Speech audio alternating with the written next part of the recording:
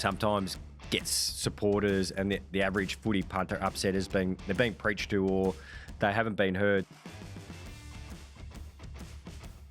Welcome everyone to the Eddie and Jimmy podcast for the Ask Eddie and Jimmy segment. Of course, we do this every Wednesday. Just email us, eddieandjimmy@tappedmedia.com.au. Just make sure you find us on YouTube and Instagram. Just search Eddie and Jimmy. All thanks to Fiji Airways and Hyundai. Hyundai, you can do big things in the new Alexio. Visit your local Hyundai dealer today. And Fiji Airways, visit fijiairways.com to book your flight to Fiji and beyond.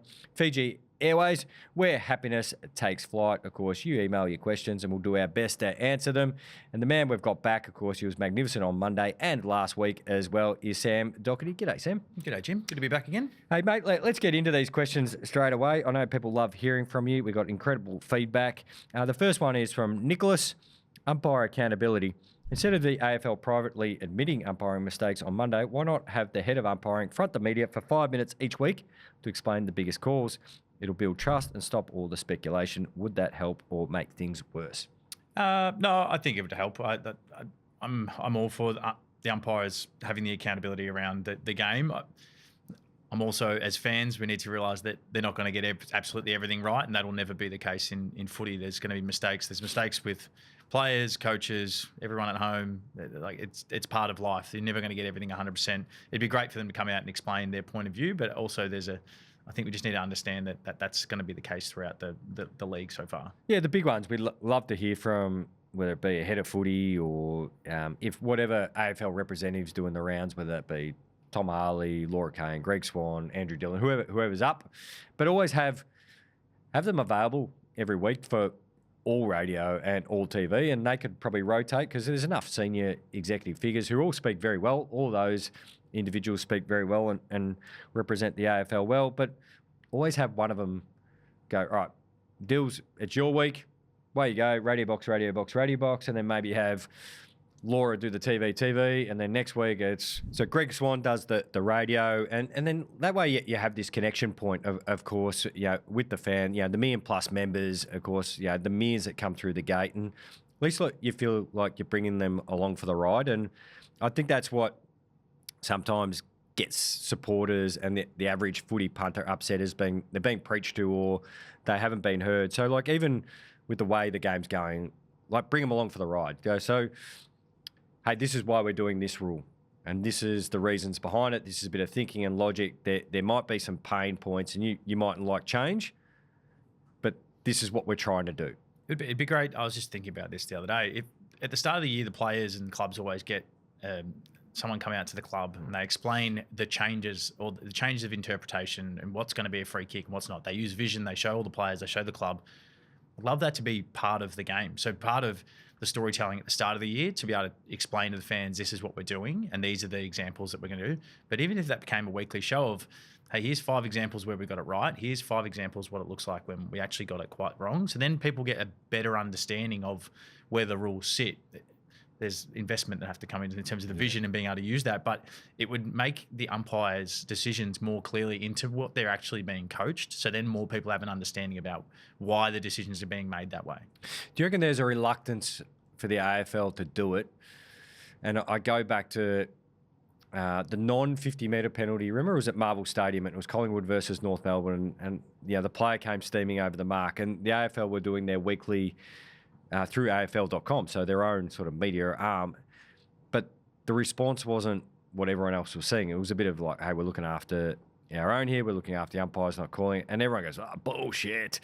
And so do you reckon there's a reluctance to do that because they go, well, we're damned if we do, we're damned if we don't. AFL bashing is an easy game. Like we can do that. Do you think that's the reason why they don't regularly do it as like, say, a fixed time slot as like Nicholas is asking for? Probably. But ultimately, you're trying to bring the fans along with the game. So if it's going to help people understand what you're coaching the umpires, and inevitably there's a bit of talk around umpires this week, if it's going to help protect the umpires from making the decisions, this is what they're getting coached in the background. So then people are watching it on game. They actually understand why certain calls are made. What was the cue that the umpire saw that they're going to be called, because that's the way they're being coached. I think it gives more transparency across the league. Do you know what would be really cool is I know. I'm thinking on the run here. Here we go. Yes, yeah, This is dangerous territory. This is real dangerous. I think you've noticed as you start to get to know me, call it an off-field manner. Of course, we played against each other very briefly while I was obviously the candle was going out on my career. But if we can do the amount of technology now, don't borrow the stuff on the goal line, of course.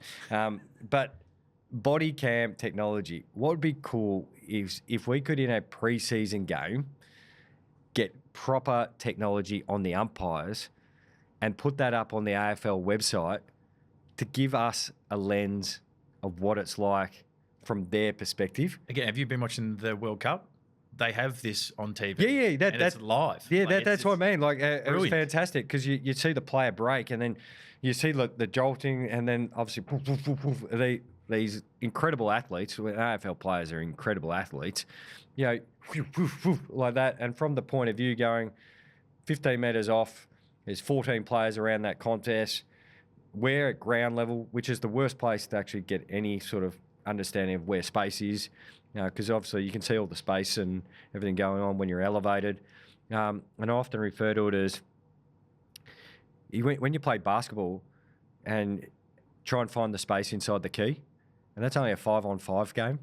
Now once you actually put 12-on-12 in almost the similar spaces under the 3-point line, it's difficult to see through the trees. Yeah, it'd be a fascinating view for fans at home to be able to see. You see a call go against your team, and then they flick it to the umpire's view, and you go like, oh, well, I can actually see why they didn't see that. And like the non-controlling umpires are so far away, they might not have seen it. So it gives a bit more understanding. And again, it's just giving more, I don't know, more to the fan to be able to see what's going on in the game and why. It'd be cool just to maybe try it in the State of Origin game or something like that where, look, the consequences aren't enormous, but then it might just give us a perspective of when you look on the AFL website, have it up there. Everyone loves content. We're in the content world and something might come of it. I like it. I like it a lot. Soft tissue injuries from AJ. Why is it that some clubs seem to have fewer soft tissue injuries than others? Recently on your podcast, you mentioned Freo had no one on their injury list at all. On the other side, you have GWS who seem to have many injuries. Is this just down to luck? Or are there exercises and training techniques that players can do to reduce the risk of soft tissue injuries? And at a team level, is there more that clubs like GWS could be doing to manage the risk? Short, very, very short answer. It's all the above. It's complex. Yes, it is. Players with long-term injury list, the age profile, the athletic profile. It's the strength and conditioning program that you're doing. It could be a lemon, but it could be very good. On the flip side, it could be days breaks. It could be ground surfaces. Ground. It can. I know you mentioned soft tissue injuries, but some luck involved. Of course, collision injuries leading to different things as well. So it's many things. Yeah, and ultimately they all link together, and this is the great conundrum with the sports science crew that sit behind all of the players in all of the data that they get in terms of strength data, days break between games to first training session to how quickly you're running during the week. Are you doing enough speed or are you doing too much speed? This is all tracked so precisely in the background, and players. What sports science is supposed to be in football is how close can you get players to the edge to be able to adapt and progress in football without tipping them over, and that's essentially what their whole job is, monitoring all of this data from a physical standpoint and mental standpoint about where this all lands and how you can get players to be able to perform but improve during the week without getting injured. So this is the whole thing that happens. Which thread are you pulling in internally at clubs is a constant battle between too much, too little, not enough strength, too much strength, not enough breaks, not enough recovery. This is all of what the expertise in that area is.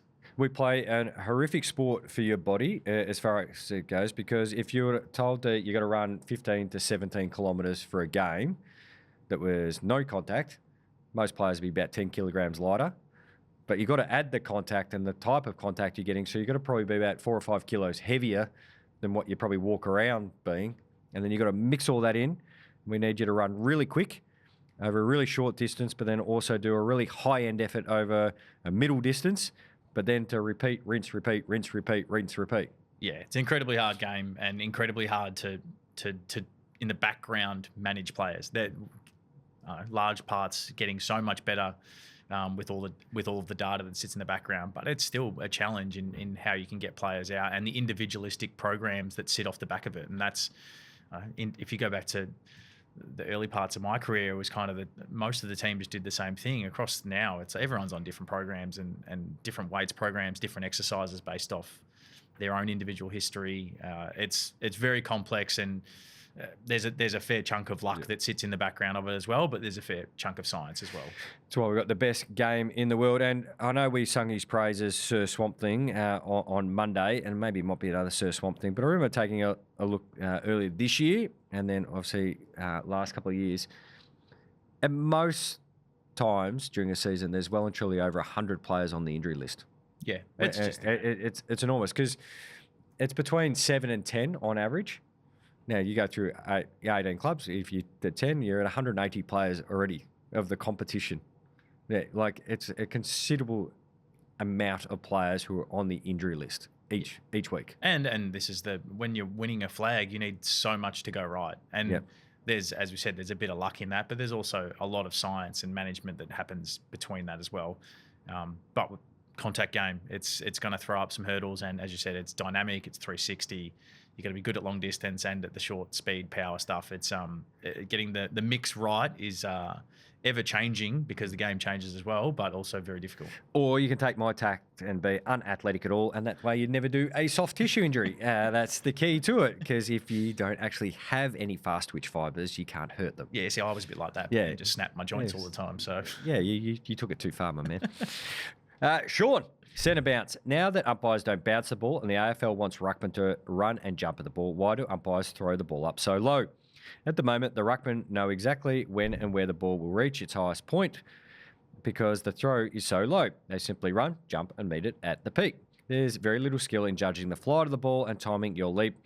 If the ball was thrown significantly high, it would become a genuine aerial contest rather than a choreographed jump.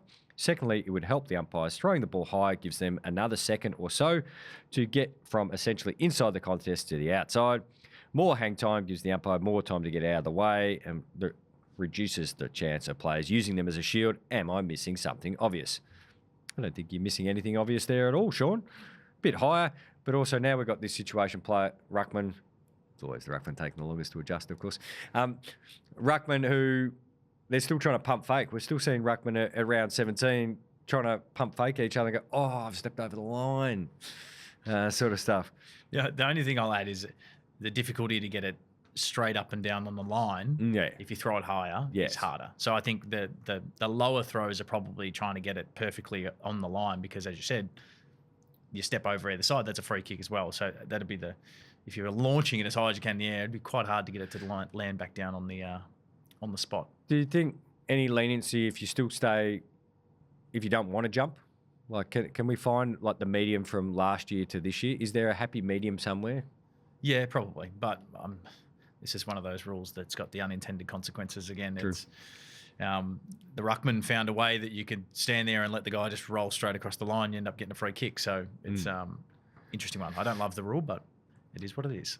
Big question, Sean, and we gave you a short answer. You can always head to our hashtag, Ask Eddie and Jimmy. Nathan, gather round. With Tassie coming into the league soon, what's going to happen with gather round? With there being 19 teams, will one team miss out every year, or has another idea been proposed? Well, there has been another idea being proposed. I've saw it being floated. Is obviously, well, then a couple of teams have got to play twice. Yeah. So you start gather round earlier and finish later, and sort of get stretched over a round and a half. Wednesday to Monday, Tuesday. Which could potentially finish. So if you went Adelaide kicking off gather round against Carlton, Port Adelaide playing Collingwood, and then if the Tassie gets involved and things like that, and then you eventually finish with maybe the showdown. I would love to see the showdown kick it off personally. I know that they'd be gassed off the break. You would be. It'd be such a great spectacle for Adelaide to kick the whole thing off with a showdown, and how big that would be on, say, a Thursday night. then it does. Obviously, the difficulties of the short break to be able to then spin them back around to play again is one part of the issue. And I don't know if we're ever going to get this perfect with an uneven team, but that'd be my preference. I'd love to. You could even add another element, and this is I've been hanging around Eddie too long. Of course, marketing and fireworks and all sorts of stuff. That why couldn't you do like a World Cup draw or like a tennis draw for a gather round? But you have actually in the separate pools clearly Port Adelaide and Adelaide when you do it. So next year when we do it, you got half the teams in that thing and half the teams in that one, because you don't want Port Adelaide and Adelaide playing each other. And it's that, and there's the venue.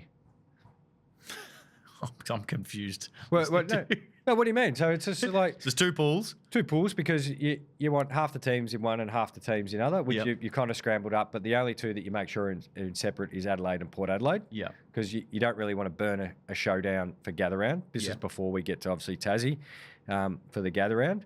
So next year, you sit there as part of the build-up.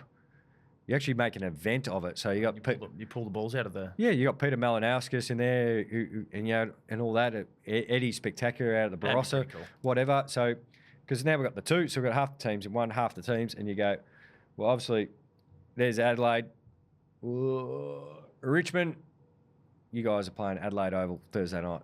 Next one, out it comes. Hawthorn, Brisbane Lions, you guys are at Adelaide Oval Saturday night. Because you pulled out that one, you can pull out the time slots. It'd be brilliant. It'd be great viewing. Yeah, exactly.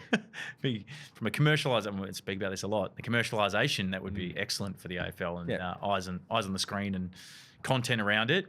I don't think the clubs would bite too comfortable. They've got to go there anyway. That's the thing. You already got it. You know where you're going. You're going to Adelaide. So everyone gets there on the Thursday.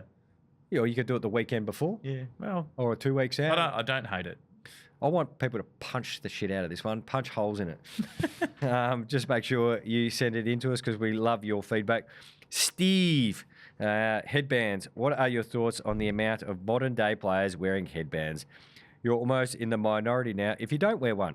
If your hair is so long that it annoys you on game day, just cut it. Yeah, it's nice to flash to me with no hair, isn't it? Yeah, you got the Brucey Dool number there. It's... You'd actually have gone all right with like the real tennis. What was the Camden McIntosh or the headband ball? That was brilliant. I like that.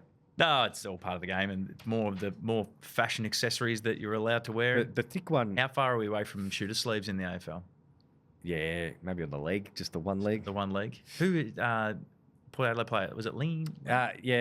Liddy. Yeah, he wore the leg sleeve for a little while there. He did. So the Bailey Smith, he's got where he ties it off. Yep. We've got the Geelong, which is the shoestring. Yep. There's a few of them getting around. The Murphy Reed one's not bad, which almost looks like it's a Velcro number. Yeah. Well, it's all part of the new modernised part of the game, and I'm sure there's someone making a nice killing in the background off it all. Hope so. Dan, missed opportunity. The AFL had a chance to take a stance on umpire contact. Instead of a suspension, they opted for a $5,000 fine. Does that set a new precedent that for the rest of the season, anytime a player makes contact with an umpire, they will only receive a fine? I reckon the AFL will come to regret this decision come later in the year. Well, there already is a big fine system in place, and it's a club. Once your club has a certain amount of sanctions, you get up the chain as far as your fines. And I think Collingwood just hit one. They had 5. Yes. And then there's like a player threshold too. I think you get a week after you've had a certain amount. Was it 3 there at once? Might be 3, I reckon. Yeah. Look, we spoke about this on Monday. There's some people who think a fine is acceptable and other people wanting suspensions. I don't think you'll have complete agreement across the board of what the proper sanction would have been for that incident. No, I think financial for this one's appropriate. If it's an intentional act and it's directly going at the umpire, then 100%. It's a significant games fine. Doc, you've been awesome again, and thank you to everybody who sent in your emails. We'll talk to you all tomorrow. Doc's going to come back and help us with our predictions for the round ahead. Make sure you follow Eddie and Jimmy wherever you get your podcasts. You can find us on Instagram and YouTube, of course. Just search Eddie and Jimmy.